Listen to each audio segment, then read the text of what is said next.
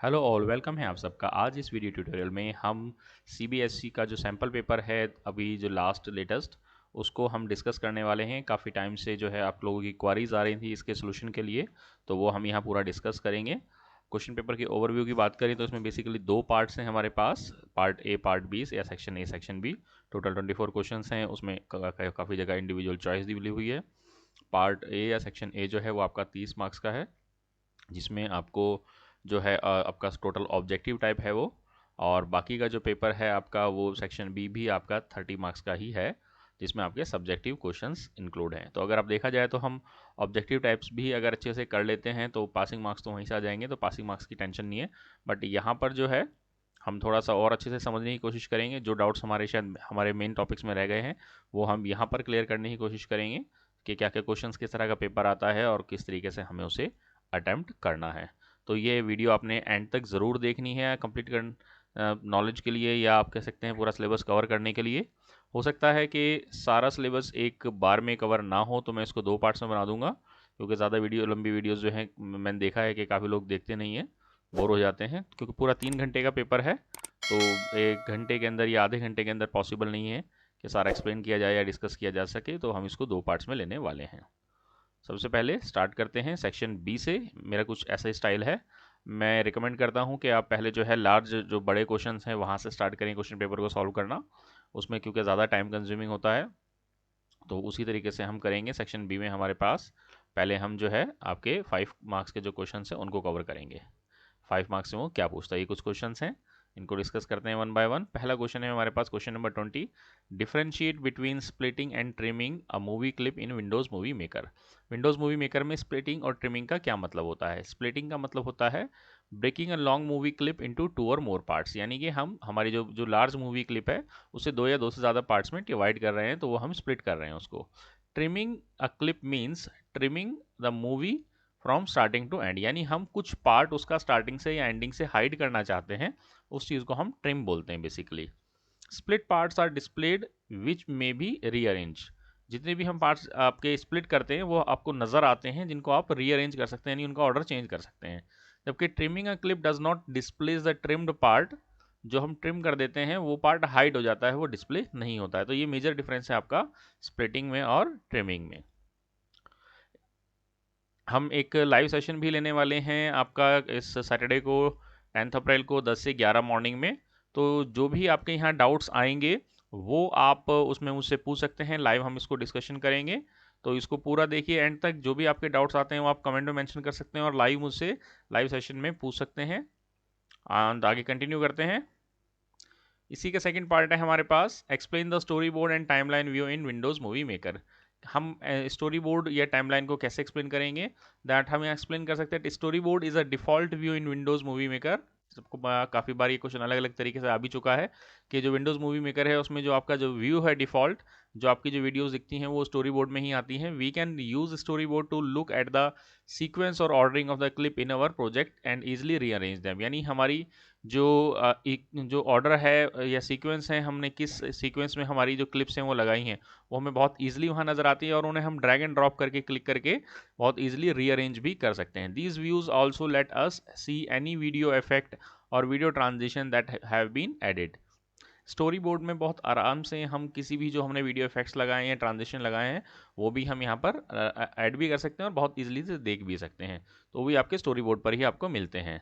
Timeline की अगर हम बात करें, timeline view provides more detailed view of our movie project and allow us to make finer edits. तो आपकी जो है ज़्यादा डिटेल्ड वे में आता है, जो आपके एग्जैक्ट डिटेल है कितने टाइम में, जितनी आपकी टाइमिंग होगी उसके अकॉर्डिंग वो आपकी लेंथ लेगा आपके टाइमलाइन व्यू के अंदर। Using timeline view we can trim the video clip, हम बहुत इजीली ट्रिम कर सकते हैं। And adjust the duration of transition between clips, आपके ट्रांजिशन में कितना टाइमिंग होना चाहिए वो हम सेट कर सकते हैं। एंड व्यू ऑडियो ट्रैक, और ऑडियो ट्रैक को देख सकते हैं। रिव्यू और modify the timing of clips in your project, तो जैसा हमें ज़रूरत है उसके अकॉर्डिंग हम उनकी टाइमिंग जो है उसको चेंज कर सकते हैं, मॉडिफाई कर सकते हैं। तो ये बेसिक डिफरेंस होता है आपका स्टोरी बोर्ड और टाइमलाइन में। इसको मैंने और भी अच्छे से आपके प्रैक्टिकल वाली वीडियोस में एक्सप्लेन किया था, तो अगर आपने वो वीडियोस नहीं देखी हैं तो आप वो जो डिटेल वीडियो हैं आपकी यूनिट वाइज, वो आप रेफर कर सकते हैं और अच्छे से समझने के लिए, अगर आपने वो नहीं देखी हैं।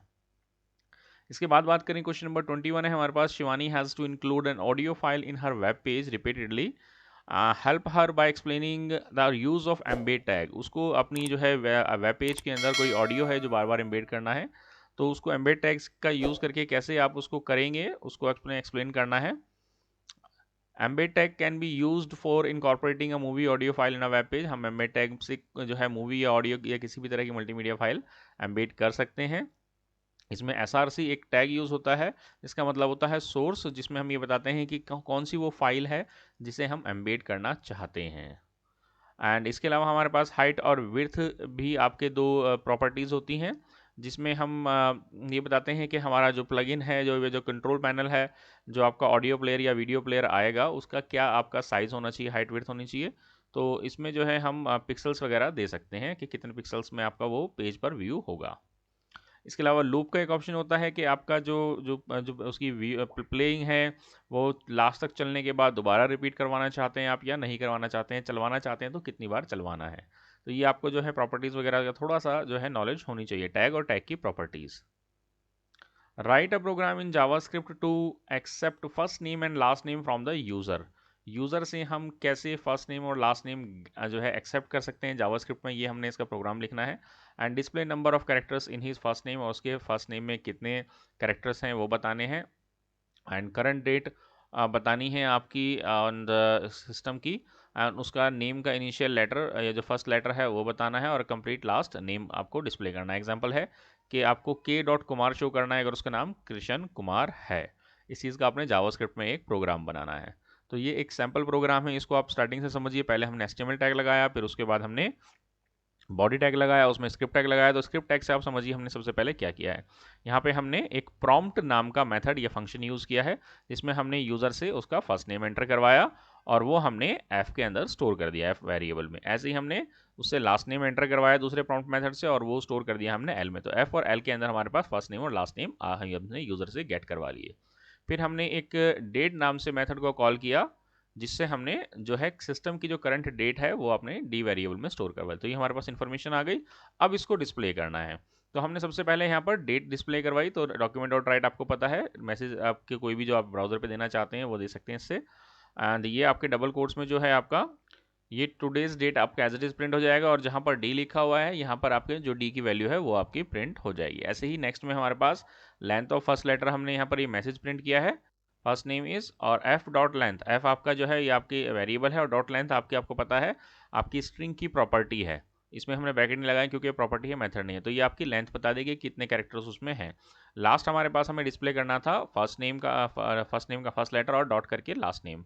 तो उसके लिए हमने डॉक्यूमेंट डॉट राइट के अंदर हमने यहाँ पर F0 दिया, यानी कि फर्स्ट नेम का 0th इंडेक्स पे जो भी वैल्यू है वो हमने यहाँ डिस्प्ले करवा दी, और फिर एक डॉट लगाया, और डॉट लगाने के बाद हमने यहाँ पर आपका last name as it is print करवा दिया। तो हमारे पास अगर यूज़र कृष्ण कुमार एंटर करेगा तो आपके पास आउटपुट जो आएगा वो k.कुमार आएगा। इसको आप ट्राई की करके देखिए, कोई डाउट है तो वो आप पूछ सकते हैं। नेक्स्ट क्वेश्चन है हमारे पास, question number 23, write a program in JavaScript to display a week day randomly from arrays of days of week given below. आपको एक जो है वीक डेज जो है वो आपने एंटर करवाने हैं या कहीं डिस्प्ले करवाने हैं, जैसे संडे मंडे ट्यूसडे वगैरह, ये आपने एरे में स्टोर करने हैं। तो इसके लिए हम सिंपली हमने एक मैथ डॉट सील करके जो है जो है फंक्शन लगाया रैंडम नंबर जनरेट करने के लिए। यहाँ पर मैथ डॉट रैंडम एक रैंडम नंबर जनरेट करता है, उसे हमने 7 से मल्टीप्लाई किया एंड -1 किया है उसको, और उसको स्टोर करवाया है n में। तो इससे क्या होगा, बेसिकली हमारे पास एक से लेकर ज़ीरो से लेकर 6 तक के नंबर जनरेट होंगे बेसिकली। वैसे तो हमारे पास डेज 1 से लेकर 7 तक होते हैं, बट क्योंकि एरे के अंदर जो वैल्यू जाती है वो 0 से 6 तक जाती है। फर्स्ट इंडेक्स आपका 0 होता है, फिर वैल्यू जो होती है इंडेक्स भी बोल देते हैं फर्स्ट इंडेक्स, फिर सेकंड आपकी जो है 1 2 3 4 5 6। तो यहाँ पर हमने उसको 7 से मल्टीप्लाई करके इसलिए हमने -1 कर दिया कि 0 से 6 तक हम उसको लेंगे।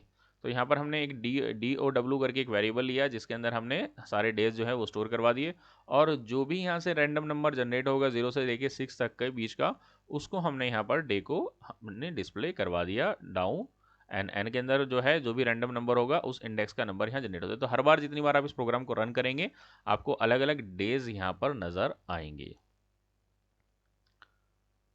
नेक्स्ट क्वेश्चन है, write the code in JavaScript to accept a string from user and display the first occurrence of word good in the entered string. यानी यूजर से आपने कोई एक टेक्स्ट स्ट्रिंग या मैसेज एंटर करवाना है और उसमें बताना है कि जो गुड वर्ड आ रहा है उसकी ऑक्यूरेंस क्या है, सबसे पहली बार जहां गुड आ रहा है उसमें गुड कौन से कैरेक्टर से स्टार्ट है। तो इसके लिए बहुत सिंपल सा है, जो भी हमने पहले भी किया था, हम इस प्रॉम्प्ट अटैक का यूज़ करेंगे यूज़र से स्ट्रिंग एंटर करवाने के लिए, और उसको हमने एक str नाम के वेरिएबल में स्टोर कर लिया। उसके बाद हम उसको सर्च करेंगे। हमने यहाँ पर str dot match good, good जो है उसको सर्च किया, मैच किया, एंड उसके बाद वो अगर आपका मिलता है तो आपका मैसेज आ जाएगा वहाँ पर, एंड उसकी पोजीशन, अगर आपकी जो भी पोजीशन होगी वो आप यहाँ से इंडेक्स ऑफ गुड निकाल सकते हैं कि गुड आपने जो सर्च किया है उसकी इंडेक्स ऑफ से पोजीशन निकल जाएगी str में कहाँ पर है। एंड अगर यहाँ पर str डॉट मैच में गुड नहीं मिलता है तो वो आपको फॉल्स दे देगा और इंडेक्स में वैल्यू आपकी 0 या -1 या नल आ सकती है इसमें। तो ये बहुत छोटा सा प्रोग्राम है, इसको भी ट्राई कीजिए, आपको थोड़ा सा इसमें भी नॉलेज बढ़ेगी अगर आप इसको प्रैक्टिस करते हैं। नेक्स्ट हमारे पास 5 मार्क्स के बाद 3 मार्क्स के क्वेश्चन हैं टोटल आपके। ये 3 आपके क्वेश्चन है जिनमें से 2 अटैम्प्ट करने हैं, तो इनको एक बार देख लेते हैं। क्वेश्चन नंबर 17 है आपका, explain the 3 pains of Windows Movie maker. कौन कौन सी पेन्स होती हैं? हमारे पास टास्क पेन होती है जिसके अंदर हमारे पास जो कॉमन टास्क हैं वो अवेलेबल होते हैं, that may be needed to perform while making a movie, including import files, file कैसे इंपोर्ट कर सकते हैं, एडिट कैसे की जा सकती है फाइल्स को, एंड पब्लिशिंग के आपके जो ऑप्शंस होते हैं वो सारे आपके टास्क पेन में होते हैं। यूजली ये राइट साइड में टास्क पेन आता है, अगर आपने देखा हो आपके विंडोज़ मूवी मेकर में, जिसमें मेजर मेजर टास्क आपके प्रेजेंट होते हैं। ऐसी कलेक्शन पेन की अगर हम बात करें तो कलेक्शन पेन के अंदर हमारे पास आपके कलेक्शन फोल्डर्स आते हैं जिसमें आपके क्लिप्स हो सकती हैं, आपकी पिक्चर्स हो सकती हैं, आपकी वीडियोस हो सकती हैं। ये सब आपके अलग अलग फोल्डर्स में आती हैं, जो आप फोल्डर्स में उसको रखते हैं तो वो आपके पास जो है कलेक्शन पेन में नज़र आता है। Collection appear folder appears in the collection pane on left side and the clips in the selected collection folder are displayed in the content pane right side. और वो आपके राइट साइड में आपको collection pen के अंदर के जो भी कंटेंट है वो नज़र आते हैं। नेक्स्ट हमारे पास कंटेंट पेन है। Content pane show clips, effects, transition that are working with while creating our movie. यानी कंटेंट पेन में हम किस कंटेंट पे काम कर रहे हैं, जो जो हमने कहीं से इंपोर्ट किए हैं, हम जो जो लेकर आए हैं हमारे प्रोजेक्ट के अंदर, वो सारे आपके कंटेंट पेन में नजर आएंगे। Depending on the view being work, किस तरह का व्यू हमने किया है उस तरीके के आपको वो कंटेंट नजर आएंगे। We can change the view to show thumbnail और डिटेल, हम चेंज कर सकते हैं। तो ये बेसिकली मेन 3 आपके पेन्स हैं, टास्क पेन, कलेक्शन पेन और कंटेंट पेन।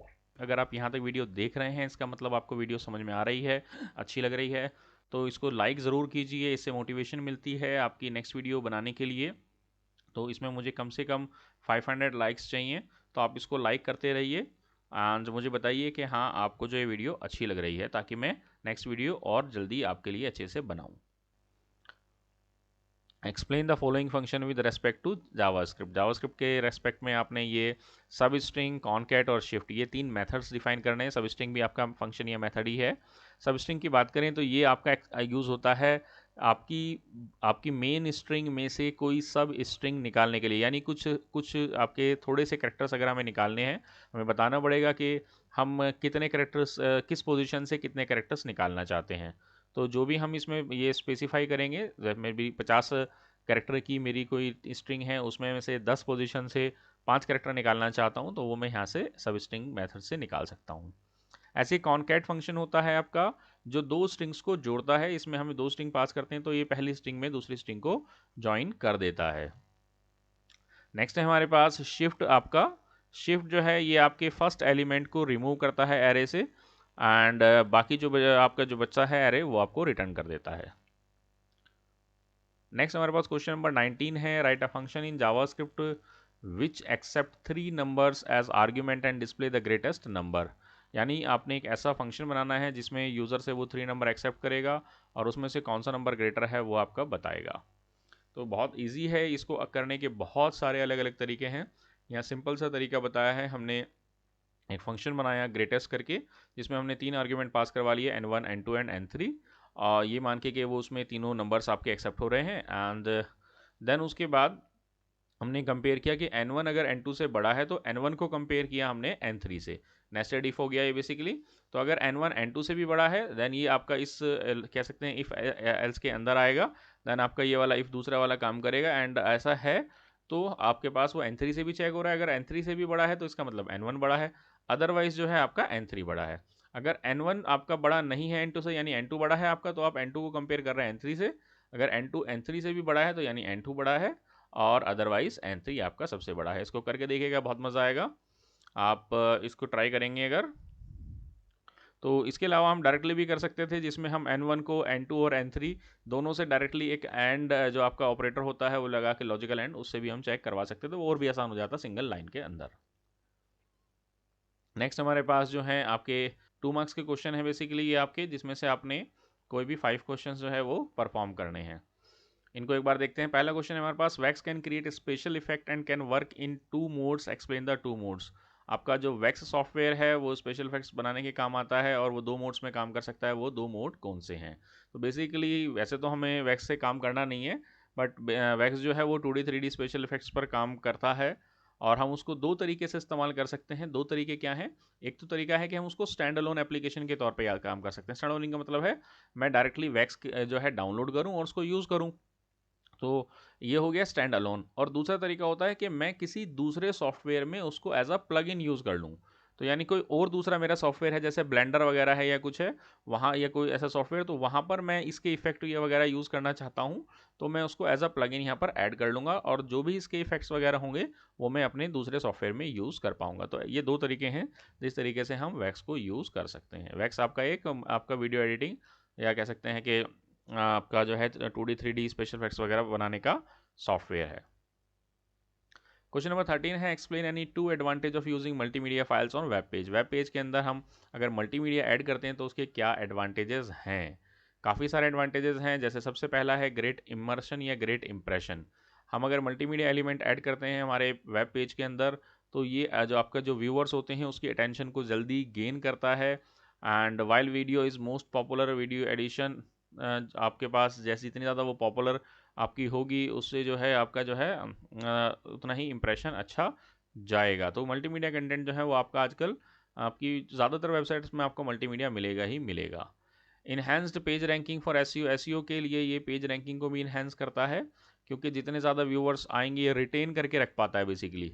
अगर आपकी मल्टीमीडिया होगा आपके वेब पेज के अंदर, तो वो रिटेन करेगा। जितना ज़्यादा यूज़र रुकेगा, जितनी ज़्यादा वो स्टे करेगा, उतनी ज़्यादा आपकी रैंकिंग जो है वेबसाइट की बढ़ती है। क्वेश्चन नंबर 14 है, Sunil has written following code to store subject in an array and display the total number of subjects in an array. आपका जो सुनील है उसने आपके सब्जेक्ट्स जो हैं वो एक एरे में स्टोर किए हैं, उनके टोटल नंबर जो है वो दूसरे एरे में स्टोर किए हैं आपके, and his code is not running properly.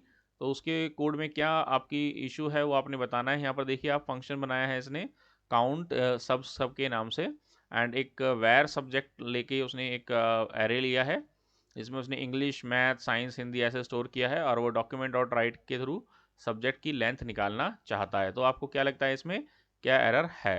तो अगर ध्यान से देखें हम इसके अंदर, तो हमारे पास इसने सेमी कॉलन नहीं लगाए हैं आपके, यही मिस्टेक है। इसको एक बार चला के देखिएगा आप।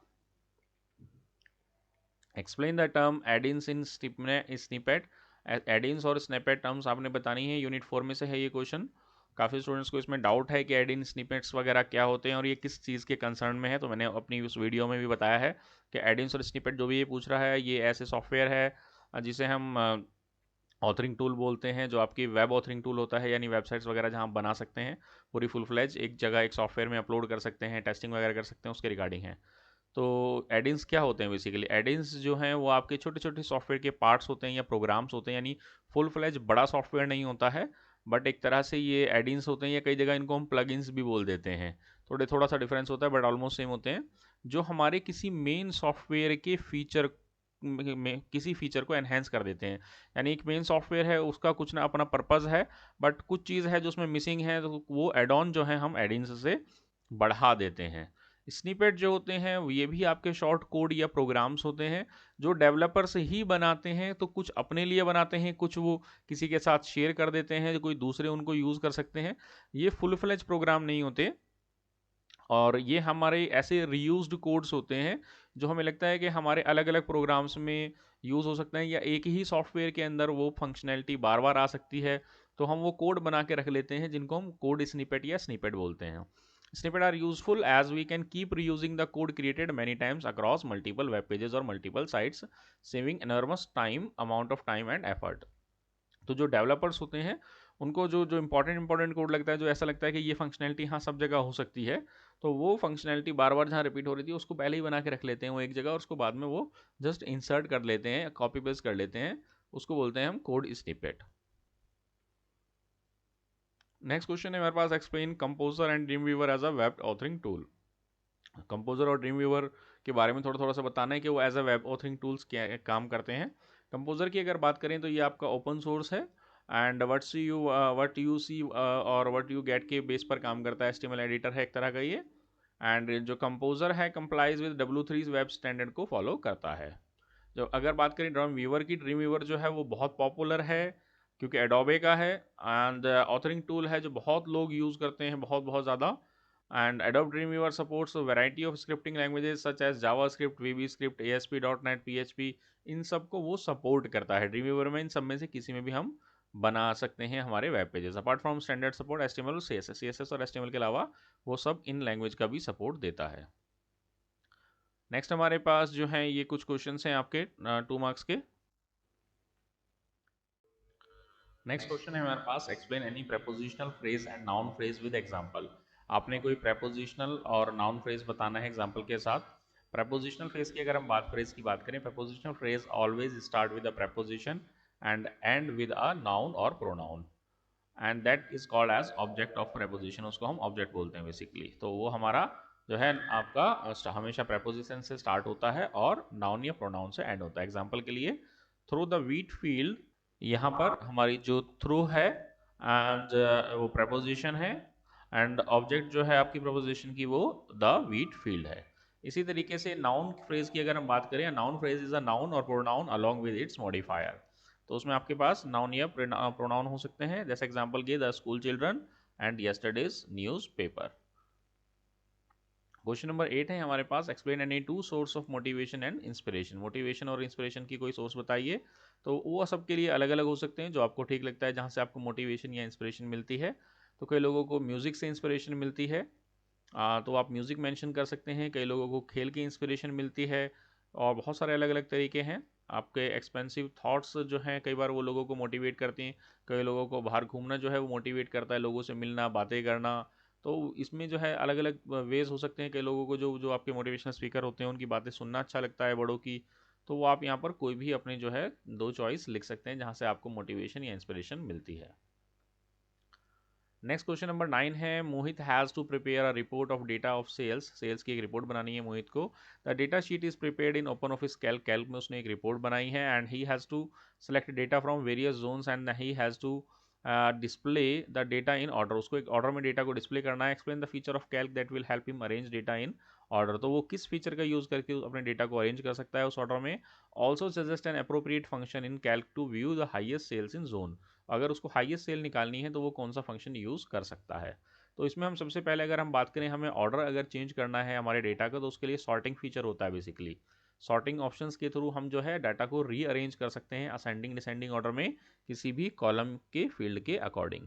और ऐसे ही अगर हम मैक्सिमम निकालना चाहते हैं, हाईएस्ट निकालना चाहते हैं, तो उसके लिए मैक्स नाम का मेथड होता है। उसका यूज़ करके हम जो भी हमारी जो कॉलम है उसमें से हाईएस्ट नंबर या रेंज में से हाईएस्ट नंबर निकाल सकते हैं। क्वेश्चन नंबर 10 है, explain any to competencies that can be developed through training experience guidance in a budding entrepreneur. अगर आप एंटरप्रेनर हैं या बनना चाह रहे हैं, तो आपके कौन सी ऐसी 2 कॉम्पिटेंसीज हैं जो आप हासिल कर सकते हैं आपके एक्सपीरियंस या गाइडेंस के थ्रू। तो एज अ एंटरप्रेन्योर जो है क्या चीज़ें आपके पास होनी चाहिए, बेसिकली वो ये पूछना चाह रहा है। Two competencies that can be develop through training and budding entrepreneurs are, आपके पास seeking and acting on opportunity. जो कोई भी अपॉर्चुनिटी है उसको पहचानना और उस पर एक्ट करना, ये आपकी कंपेटेंसी होनी चाहिए, ये क्वालिटी होनी चाहिए। And entrepreneur is always on the look out for searching for opportunity and ready to exploit it in best interest of enterprise. तो उसकी ऑर्गेनाइजेशन के लिए वो कैसे बेस्ट हो सकती है उसको उसको यूज़ करना आना चाहिए। नेक्स्ट है, परसिस्टेंसी होनी चाहिए, परसिस्टेंस होना चाहिए। And entrepreneur is never disheartened by failures and keep trying. यानी कि वो ऐसा नहीं होना चाहिए कि कोई छोटा मोटा फेलियर आ गया है तो वो आपका जो है हार जाए और छोड़ दे। उसको हमेशा जो है ट्राई करते रहना चाहिए। Adapting and interacting to overcome obstacles that come in way for achieving goals. तो जो भी ऑब्स्टेकल्स आ रहे हैं उनको पार करते हुए उसको अपने गोल की तरफ बढ़ते रहना चाहिए। तो ये दो क्वालिटीज़ हैं आपकी जो एक एक एंटरप्रेन्योर के अंदर होनी ही होनी चाहिए। इसके बाद क्वेश्चन नंबर हमारे पास 11 है, explain the role of green jobs in improving energy and raw material use and limiting greenhouse gas emission. आपकी ग्रीन जॉब्स का क्या रोल है आपकी एनर्जी को और रॉ मटेरियल यूज़ को इम्प्रूव करने के लिए। तो हम यह कह सकते हैं improving energy and raw material के लिए energy produced through hydroelectric power plant. तो आपकी जो आपके आपके हाइड्रो इलेक्ट्रिक पावर प्लांट होते हैं, यानी हम जिनको हिंदी में बांध बोलते हैं, थर्मल पावर प्लांट या न्यूक्लियर पावर प्लांट्स, इसमें जो है ये हमारे जो है हमें एक तरह से थोड़ा सा कह सकते हैं कि एनर्जी प्रोवाइड करते हैं जो हम पहले के ज़माने में पेट्रोलियम या आपके कोल से जनरेट करते थे। तो इसमें जो है पोल्यूशन वगैरह नहीं होता है। एंड इसी तरीके से अगर हम बात करें ग्रीन हाउस एमिशंस को जो है हेल्प हमारी हेल्प की है कम करने में, तो promotion of use of renewable source in our home in daily life. हम जो है काफ़ी ज़्यादा रिन्यूएबल सोर्सेज यूज़ कर रहे हैं। And green job promise to limit the emission of harmful gases. और जो ग्रीन जॉब्स हैं वो आपकी हेल्प कर रही हैं किस तरीके से हम हार्मफुल जो गैसेज हैं उनको कैसे कम कर सकते हैं।